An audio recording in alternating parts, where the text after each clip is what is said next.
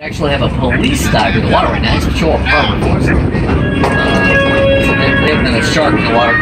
Hey, Officer George, you got a big fin. It's coming straight towards you, buddy. You should get in the boat, like, right now. George, now would be a good time.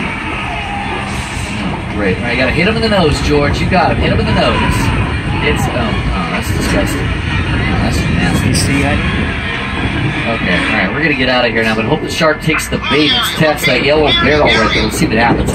It should be completely safe up here next to these gasoline tanks. Should be fine. But it's out, hide behind explosives.